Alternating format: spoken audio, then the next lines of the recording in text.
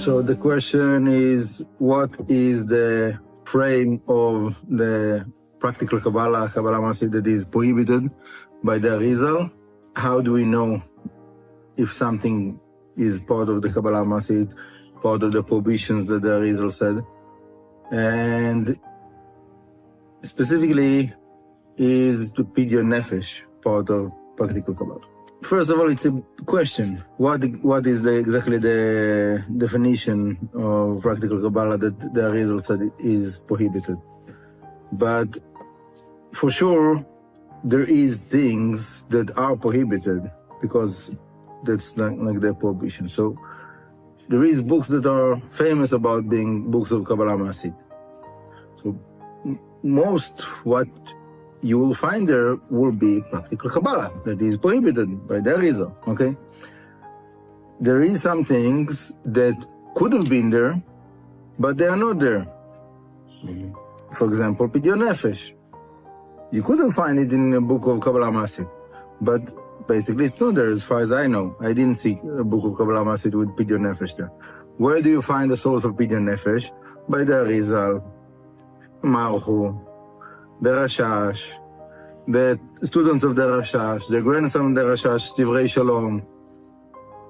So those are the ones that are following the prohibition of the Kabbalah Maasit, and then they did Pidyon Nefesh. So it's very, very hard for me to hear someone that is calling Pidyon Nefesh Kabbalah Maasit. Maybe you can say that it helps like Kabbalah Maasit, more than Kabbalah Maasit. You can compare it to Kabbalah Maasit. There is something practical about it. You have to do the coins and to do certain shapes with the coins. So for someone that looks from outside, it can look like Kabbalah Maasit.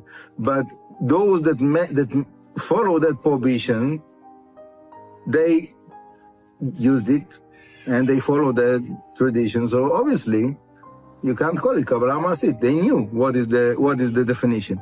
We don't know exactly what is the definition. One thing we know for sure, as far as I understand, when you have Kamea that it says, Ani mashbi'a alechem, I put you an oath with all kinds of names of angels, doesn't matter which kind of angels, from the good side, from the bad side, any ashba'ah of angels, for sure it's Practical Kabbalah. Other things, it's very hard to say. You know, I'll just give you an example. Interesting story.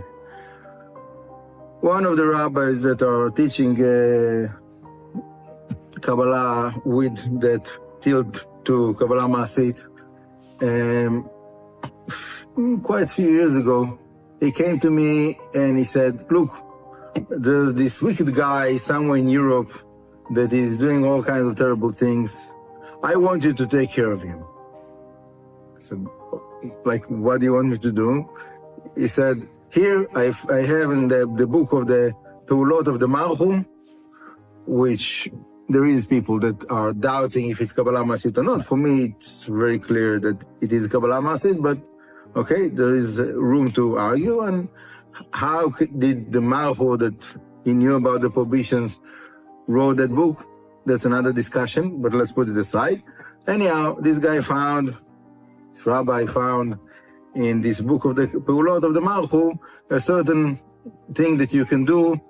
So you can call it a ceremony, or I don't know how to define it. And the result should be that like the wicked guys, like it's kind of a way to kill like wicked people. I told him, look, maybe this guy is wicked, and maybe it would have been a good idea that someone will do it, but I'm not the guy. It's not my department. That's not what I do.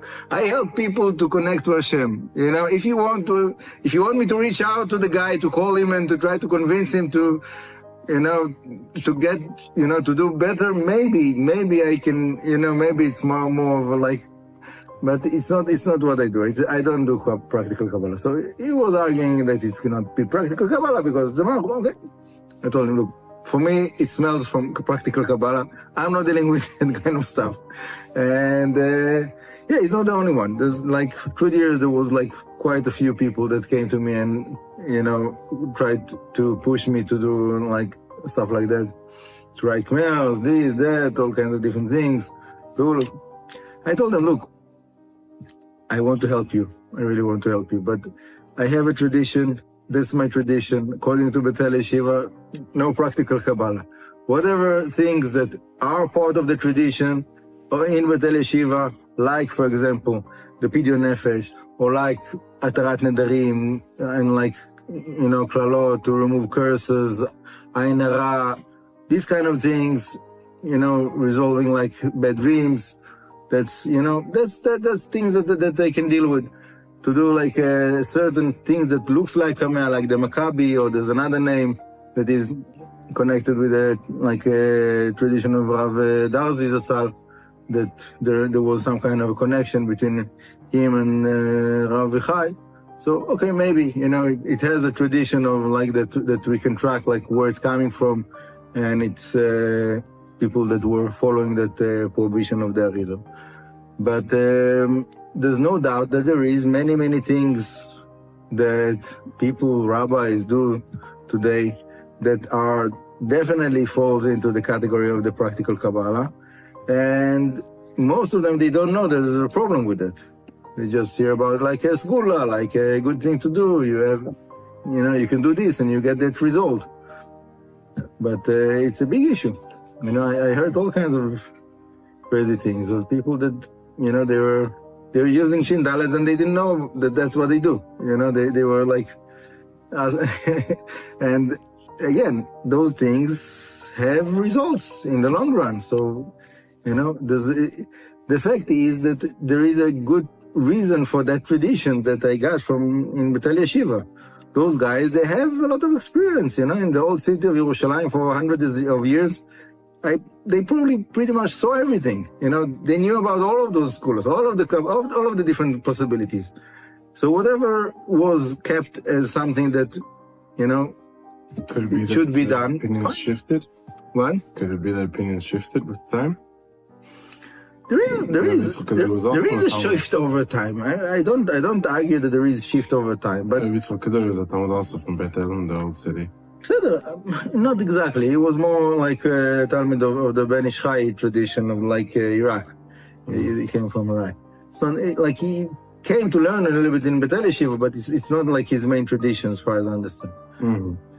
Anyhow, whatever. That's a whole another discussion about the different traditions and like all kinds of like righteous people that they did things that are related with Kabbalah Maasit. I'm not going there. I'm just saying like, it's better for anyone to keep that system, keep the framework of the Bethel Yeshiva that is tested, and proven, and safe. And as far as I know, there is, maybe I'm mistaken, but for the last 20 years that I'm in touch with Bethel Yeshiva, I don't think I ever heard about someone that followed the tradition of Bethel Yeshiva and did whatever was supposed to do and prevent himself from doing whatever he was not supposed to do, and he got harmed. Okay? As far as I know, the people that did got harmed, they left that tradition and they did all kinds of things that were in like the wrong directions. They learned from other rabbis, they got other things.